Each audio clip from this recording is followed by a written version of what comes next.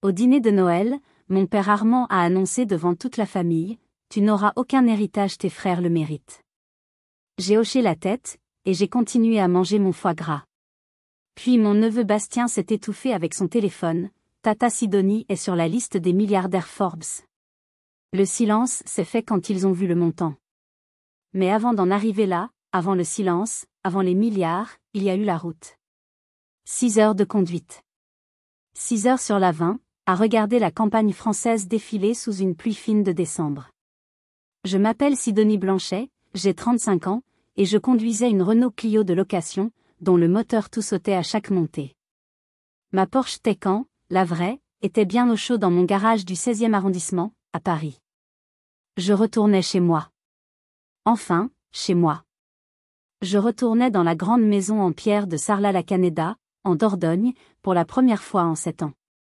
7 Noël manqués. 7 ans de silence radio, ou presque. Mon estomac était noué.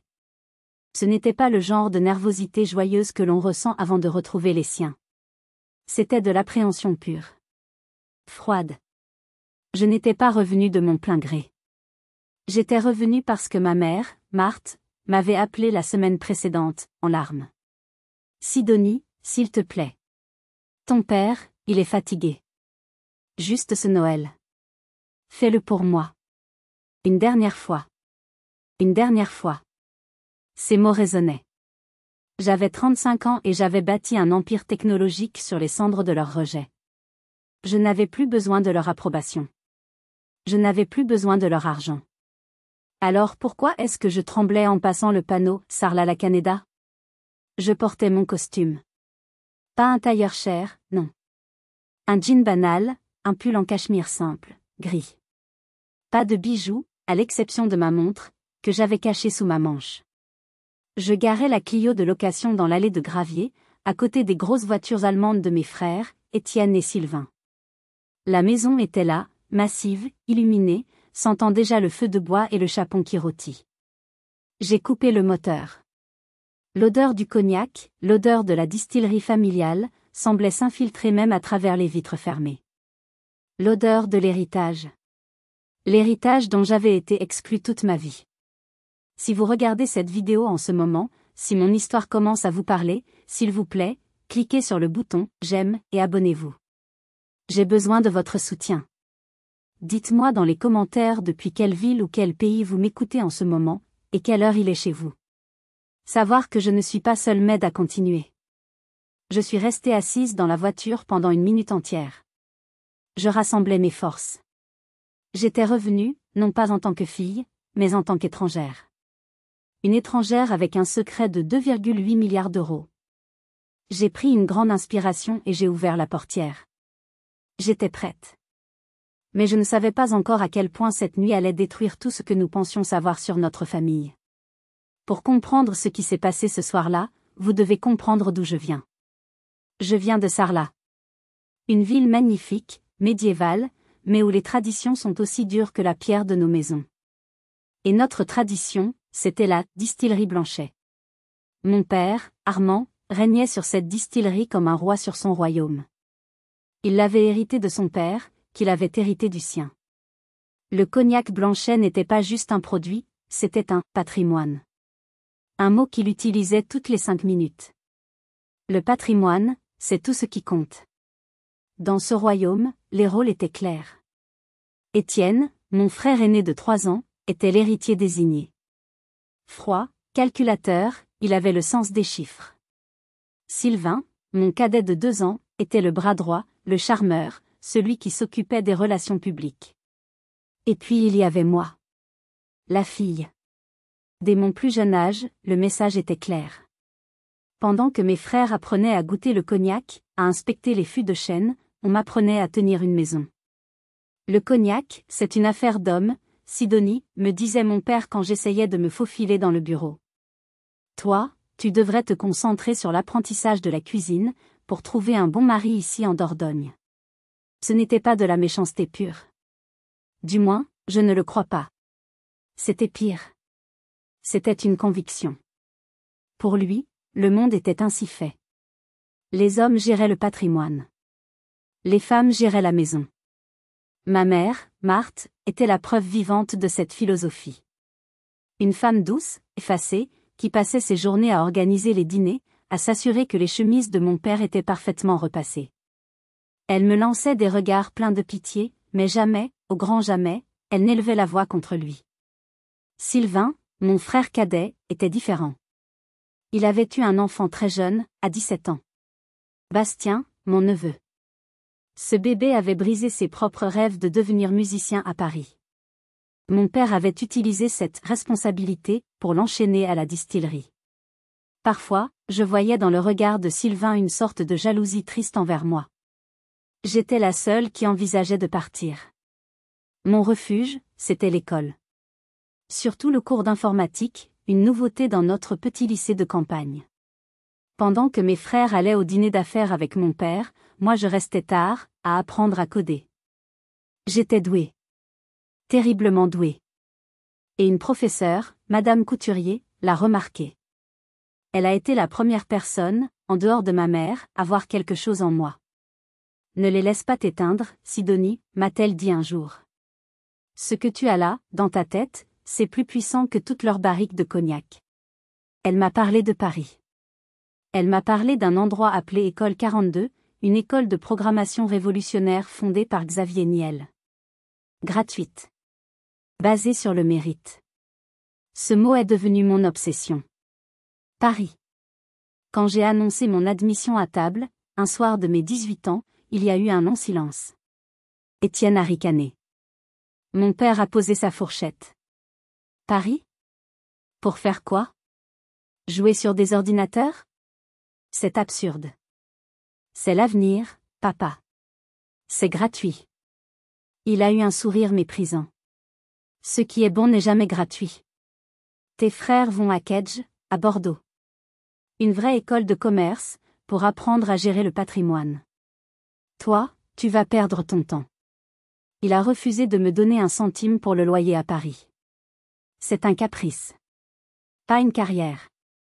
Mais il n'allait pas s'arrêter là. Je ne le savais pas encore, mais son refus n'était que le début de sa tentative pour me briser.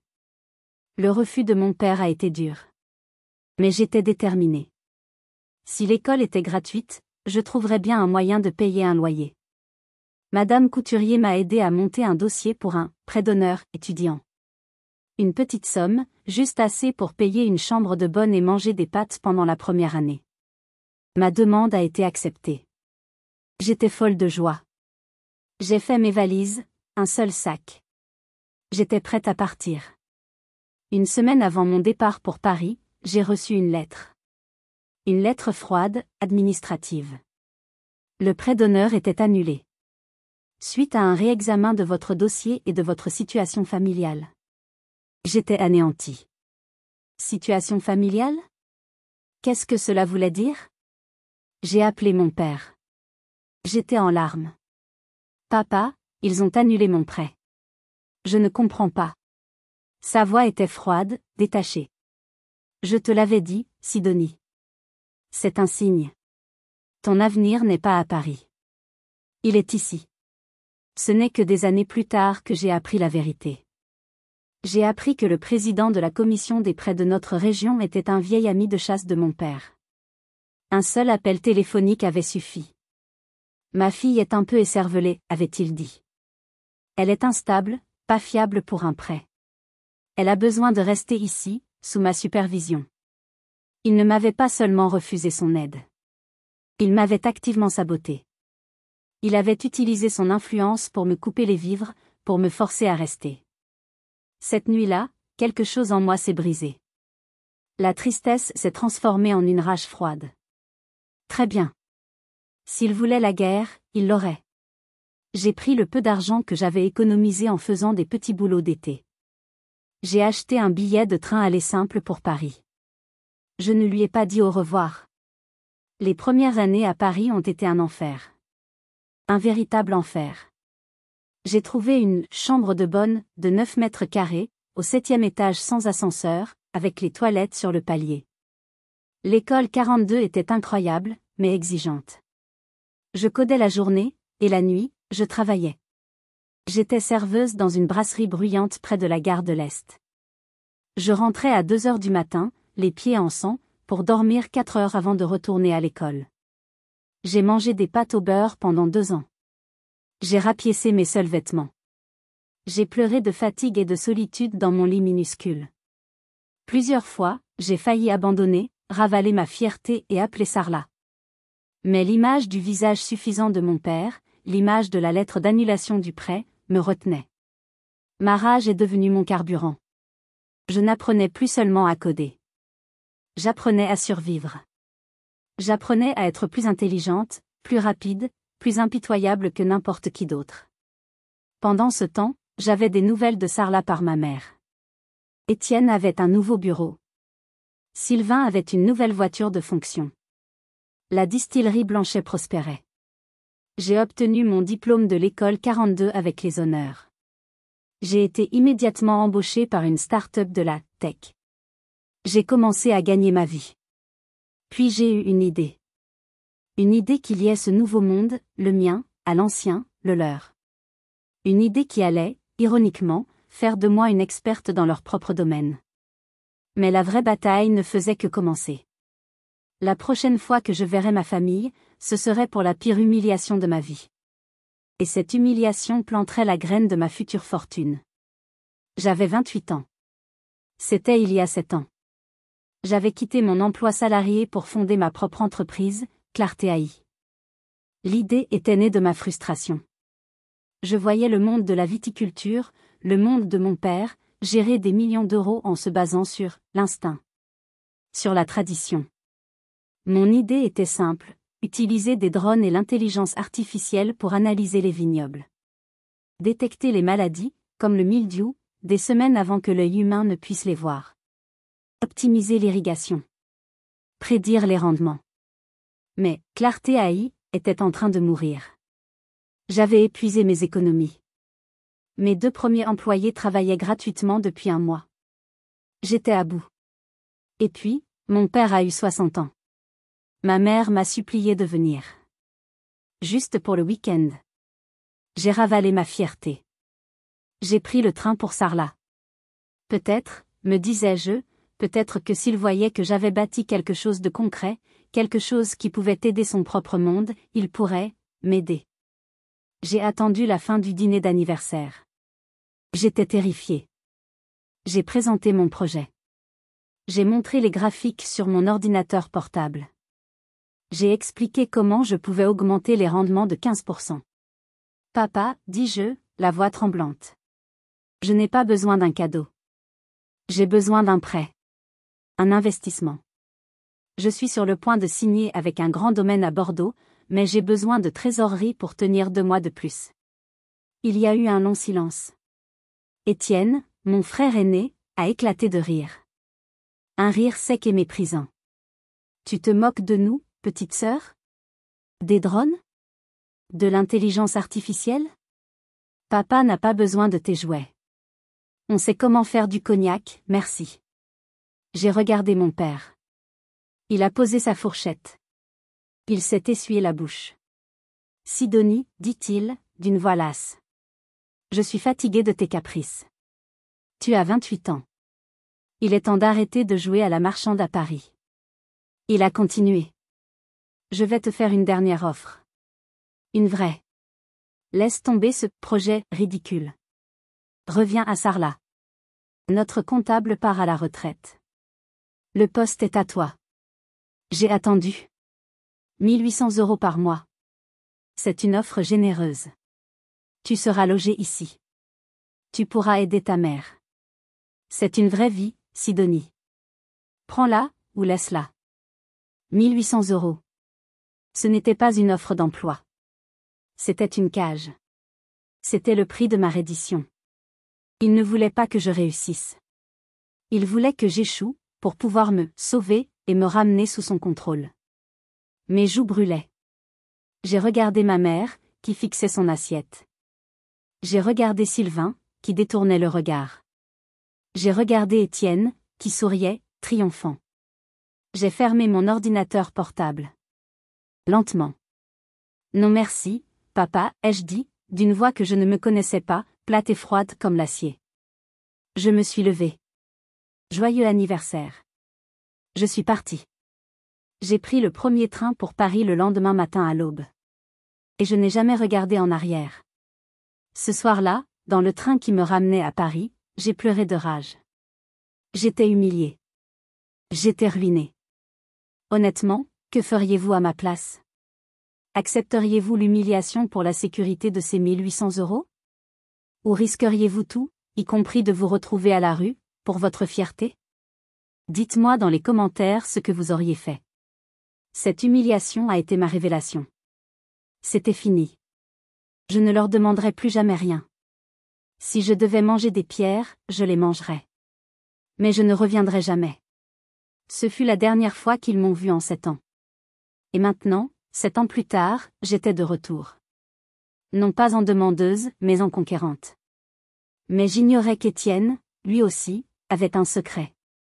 Un secret bien plus sombre que le mien. J'ai franchi le seuil de la maison. L'odeur de la cire d'abeille et du feu de bois m'a frappé, comme un souvenir d'enfance. Ma mère, Marthe, a été la première à me voir. Sidonie. Elle a couru vers moi, m'attrapant dans ses bras. Elle pleurait.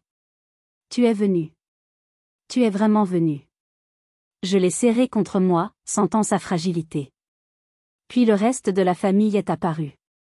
Sylvain, mon frère cadet, m'a donné une accolade rapide, presque fuyante. Content de te voir, So. Il y avait de la culpabilité dans son regard. Et puis, mon père. Armand. Il était assis dans son fauteuil en cuir près de la cheminée, comme un roi sur son trône. Il ne s'est pas levé. Il a simplement hoché la tête. Sidonie. Pas de « bonjour », pas de « bienvenue ». Juste mon nom. Constatant un fait. Et enfin, Étienne. Mon frère aîné. Il s'est approché, un verre de cognac XO à la main. Un sourire plaqué sur le visage. Alors, la voilà. La grande femme d'affaires de Paris. Bonjour, Étienne, ai-je dit calmement. Toujours à jouer avec tes ordinateurs? Il s'est approché pour me faire la bise, une de ces bises de société, forcée. Et c'est là que c'est arrivé. Il a trébuché. Son verre de cognac s'est renversé, le liquide ambré et collant se déversant directement sur mon sac à main. Le sac où se trouvait mon ordinateur portable. Oh, eut alors, s'est-il exclamé, avec une fausse surprise. Quelle maladresse. J'espère qu'il n'y avait rien d'important là-dedans. Je l'ai regardé. Droit dans les yeux. Ce n'était pas un accident. Le sol était plat. Il n'avait pas trébuché. Il avait visé mon sac. C'était un message. Un avertissement. Une petite humiliation pour me remettre à ma place, dès la porte d'entrée. Tes jouets d'ordinateur ne sont pas les bienvenus ici. Une bouffée de rage m'a traversée. La même rage qu'il y a 7 ans. Mais je l'ai maîtrisée. J'ai sorti un mouchoir. Ne t'en fais pas, Étienne, ai-je dit avec un sourire glacial. Ce n'est qu'un sac. Et mon ordinateur est dans une housse étanche. Le sourire d'Étienne s'est légèrement figé. Il n'avait pas prévu ma réponse. Je l'ai regardé, et pour la première fois, j'ai vu quelque chose d'autre que de l'arrogance dans ses yeux. J'ai vu une lueur de panique. Une fraction de seconde. Puis elle a disparu. Viens, dit ma mère, nerveuse, sentant la tension. Laisse ton manteau. Le dîner est presque prêt. J'ai suivi le reste de la famille dans le grand salon. L'ambiance était électrique. Je pouvais sentir l'hostilité d'Étienne. Je savais pourquoi j'étais revenue pour ma mère. Mais je me demandais si ce n'était pas une terrible erreur. L'atmosphère était irrespirable. Je venais à peine d'arriver, et la première attaque avait déjà eu lieu. Je ne savais pas encore pourquoi Étienne était si agressif, mais je sentais que ce n'était pas seulement de la jalousie. C'était plus profond. Restez avec moi, car c'est ici que le piège commence à se refermer. Les enfants sont arrivés pour me saluer. Léonie, la fille d'Étienne, 12 ans, brillante et curieuse. Et Bastien, le fils de Sylvain, 16 ans. Il était collé à son téléphone, comme tous les adolescents. Il m'a à peine regardé. Alors, Sidonie lança Armand depuis son fauteuil. On m'a dit que tu avais vendu ta petite entreprise? Ma mère avait dû lui glisser un mot. Oui, papa. Bien, bien, dit-il, comme si je venais de lui annoncer que j'avais vendu une vieille voiture. Au moins, tu as arrêté de perdre du temps. Tu pourras peut-être enfin te ranger. J'ai serré les poings. Ce n'était pas une perte de temps, papa. Allons, à table, coupa ma mère, sentant l'orage monter. Je me suis dirigée vers la salle à manger. Le dîner était servi. La performance pouvait commencer. Et je savais que le plat principal de ce soir, ce serait moi. Nous nous sommes assis à la grande table en chêne. La même table où j'avais été humiliée 7 ans plus tôt. Ma mère avait sorti la belle porcelaine, l'argenterie. Une façade de normalité familiale. J'étais assise en face de mon père. Étienne était à sa droite, Sylvain à sa gauche. Les places d'honneur. Le dîner a commencé par les vantardises habituelles. Armand et Étienne monopolisaient la conversation. Le contrat américain est signé, annonça Étienne, gonflé d'importance. 5 millions d'euros. Ils veulent notre XO pour toute leur chaîne d'hôtels de luxe. Bravo, mon fils, dit Armand en levant son verre. La tradition paie toujours. N'est-ce pas? La qualité. Le savoir-faire. Pas besoin de gadgets électroniques quand on a un vrai produit. Il me lança un regard appuyé. Je n'ai pas relevé. Je me suis concentré sur mon assiette. Le foie gras était délicieux. Et toi, Sylvain, continua mon père. Les ventes en Asie? En hausse de 37%, répondit Sylvain, récitant sa leçon.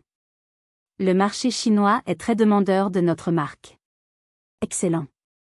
La distillerie Blanchet est plus forte que jamais. L'héritage est en de bonnes mains.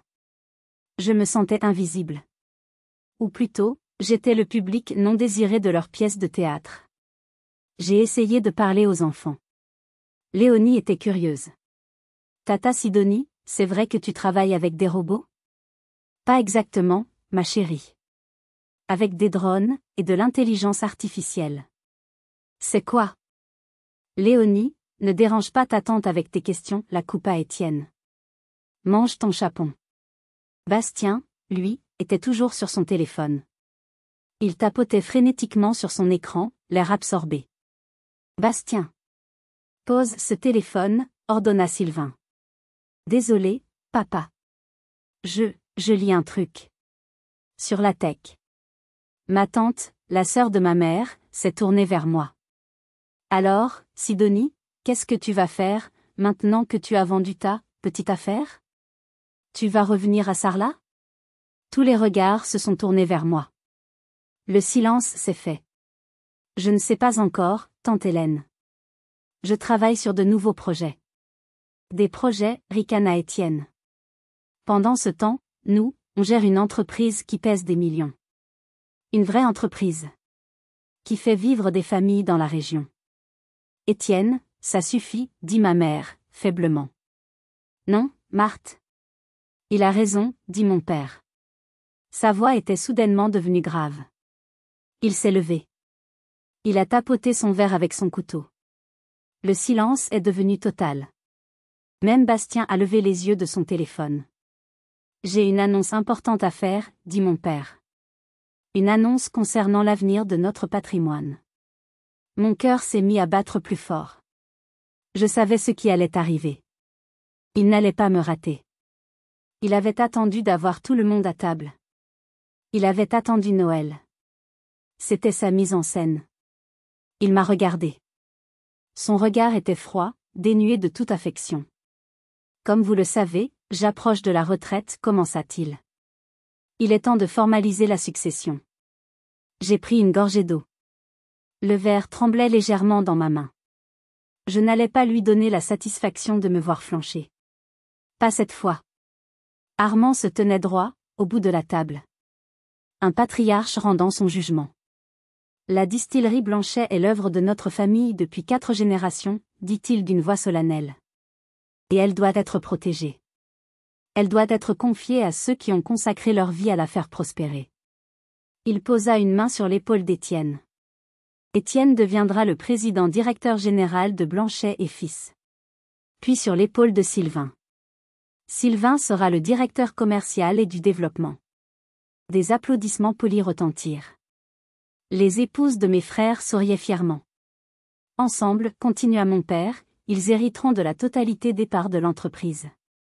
C'est juste. C'est mérité. Il a fait une pause.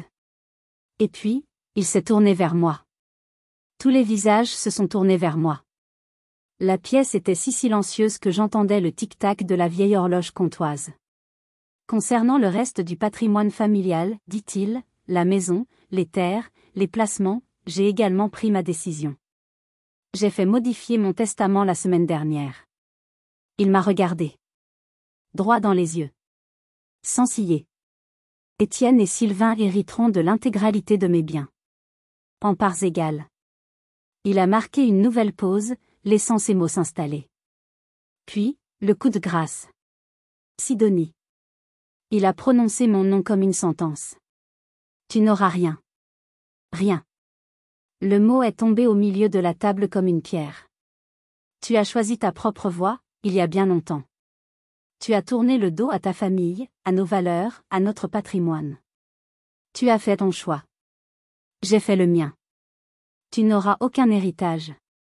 Tes frères le méritent. Le silence. Total. Assourdissant. Ma mère a porté la main à sa bouche, ses yeux remplis de larmes. Elle était blême. Sylvain fixait son assiette, le visage fermé. Étienne, lui, avait un sourire. Un petit sourire suffisant, triomphant. Il avait gagné. Il avait tout gagné. Et moi ? J'ai senti tous les regards sur moi. Ils attendaient. Ils attendaient les larmes. La crise de colère. Les supplications. Il y a 7 ans, à cette même table, cette annonce m'aurait tué. Elle m'aurait brisé en 1000 morceaux. Mais ce soir, j'ai ressenti quelque chose d'entièrement différent. Ce n'était pas de la colère. Ce n'était pas de la tristesse. C'était, de la pitié. J'ai eu pitié de lui. Cet homme, si puissant dans sa petite salle à manger, si fier de son petit royaume, venait d'utiliser sa seule arme, l'argent. L'héritage. Il pensait me détruire. Il ne savait pas. Il ne savait pas que son arme était un pistolet à eau face à un arsenal nucléaire. J'ai soutenu son regard. Calmement. J'ai pris une profonde inspiration. Je comprends, ai-je dit. Ma voix était claire. Ferme. Puis, j'ai repris ma fourchette. Et j'ai pris une bouchée de ma tarte tatin. La tension dans la pièce était palpable. Il ne comprenait pas ma réaction. J'entendais ma tante murmurer. Étienne avait perdu son sourire. Ma calme réaction l'avait déstabilisé. Mon père me regardait, abasourdi par mon manque de réaction. Il s'attendait à un drame. Je ne lui ai pas donné. Ils me regardaient tous comme si j'étais une bête blessée. Mais ils ne savaient pas. Et à cet instant précis, le seul son dans le silence fut celui de Bastien, mon neveu, qui s'est étouffé en regardant son téléphone. Bastien toussait, les yeux exorbités, pointant son écran de téléphone. Papa. Papa, regarde. Sylvain, agacé, lui lança. Bastien, range-moi ça. C'est impoli. Non, mais, attends. Balbutia Bastien, le souffle coupé. Tata Sidonie, elle est. Il s'est tourné vers moi, l'air complètement perdu. Tata Sidonie est sur la liste Forbes. Le silence qui suivit fut différent. Ce n'était plus un silence gêné. C'était un silence de choc. Étienne a ri le premier. Qu'est-ce que tu racontes ? Tu as bu, ou quoi ? Arrête tes bêtises. Non, je te jure, cria Bastien, se levant presque. C'est sorti aujourd'hui. La liste des nouveaux milliardaires. Regarde. Il tendit le téléphone à son père. Sylvain le prit, fronçant les sourcils. Il lut. Ses yeux s'écarquillèrent. C'est pas possible. Quoi ? Lança Armand, impatient. Qu'est-ce que c'est que cette mascarade ? Sylvain, tremblant, tendit le téléphone à Armand. Mon père attrapa l'appareil. Il chaussa ses lunettes de lecture. Il commença à lire. Et je l'ai regardé. J'ai regardé le visage de l'homme qui venait de me déshériter. J'ai regardé sa couleur disparaître. Son visage est devenu gris. Sa mâchoire s'est crispée. Ses mains se sont mises à trembler si fort qu'il faillit lâcher le téléphone. Il leva les yeux vers moi. Son regard n'était plus froid. Il était terrifié. Il lut à voix haute, d'une voix étranglée, comme s'il ne comprenait pas les mots. Sidonie Blanchet. 35 ans, fondatrice de Clarté AI. Il s'arrêta, dégluti. Vient de vendre sa société de technologie agricole au géant français Dassault Systèmes. Il s'arrêta encore. Il me regarda. Pour un montant estimé à 2,8 milliards d'euros. 2,8 milliards d'euros. Le verre de cognac qu'Étienne tenait à la main lui a glissé des doigts et s'est écrasé sur le parquet. Personne n'a bougé. C'est une erreur, bégaya Étienne, le visage blanc. C'est un faux site. Non, dit Bastien, retrouvant sa voix. C'est Forbes. Et c'est partout sur les sites de tech. C'est pour ça que je regardais mon téléphone. La nouvelle est tombée il y a 1 heure. Tous les visages se sont tournés vers moi. Lui perdieux. Confus. Choqué. Effrayé. J'ai délicatement posé ma serviette sur la table. J'ai pris une gorgée de vin. Oui, ai-je dit calmement. C'est correct. La vente a été finalisée mardi dernier. Nous attendions la clôture de la bourse pour l'annoncer. Ma mère a éclaté en sanglots. 2 milliards?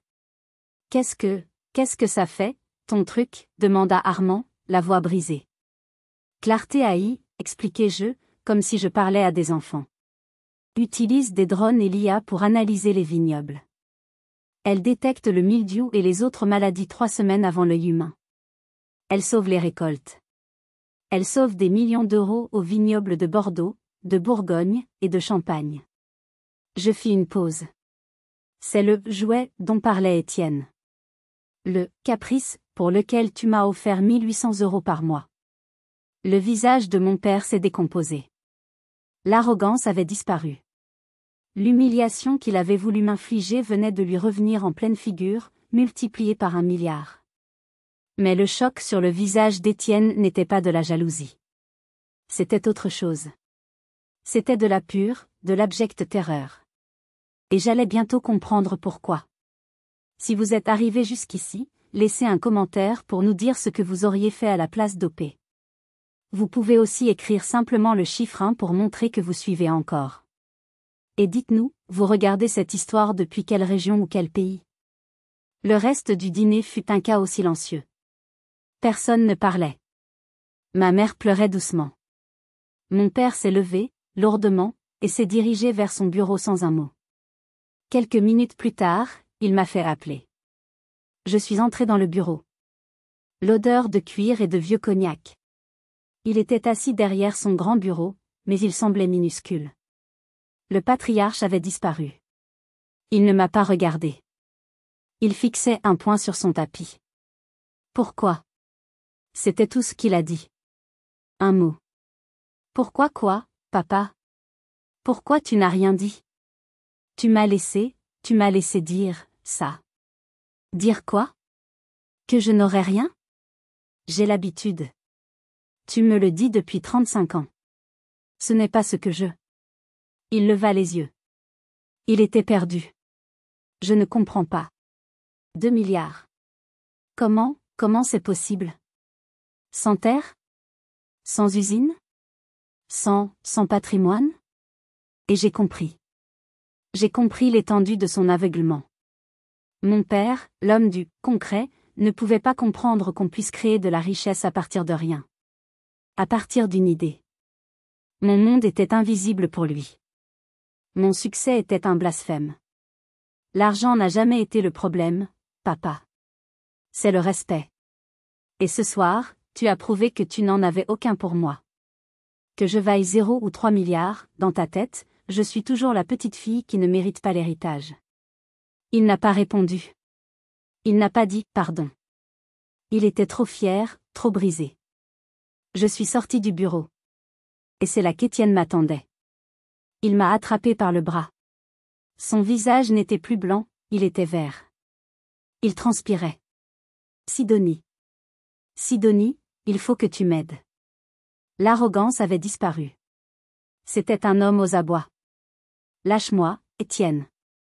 Non, écoute-moi. Il m'a tiré dans le couloir, sa voix un chuchotement paniqué. Le contrat américain, les 5 millions d'euros. Quoi, le contrat? C'est un désastre. Il m'a tout avoué. Dans un flot de paroles incohérentes. Le contrat qu'il avait signé était réel. Mais la première livraison, un conteneur entier, venait d'être refusé à New York. Le mildiou, a-t-il murmuré. Quoi? Pas le mildiou. Une maladie similaire, un champignon sur les bouchons. Mais on ne l'a pas vu. Tout le lot est contaminé. Ils ont tout renvoyé. Ils nous menacent d'un procès. Ils veulent rompre le contrat. Je l'ai regardé, stupéfaite. On est ruiné, Sidonie, bégaya-t-il. Si on perd ce contrat, la banque nous coupe les crédits. On est mort. Papa ne le sait pas encore. Et soudain, tout est devenu clair. Le verre de cognac. Ce n'était pas seulement de la méchanceté. C'était de la panique. Il avait peur que je sois venu me vanter de mon succès, alors que lui, l'héritier, était en train de tout détruire. Il avait peur que je découvre la vérité. L'homme qui s'était moqué de ma technologie pour détecter le mildiou, était en train de faire faillite à cause d'un champignon. L'ironie était si brutale qu'elle en était presque comique. Ton truc, dit-il, les yeux suppliants. Ton IA? Est-ce qu'elle peut voir, ça? Avant qu'on envoie?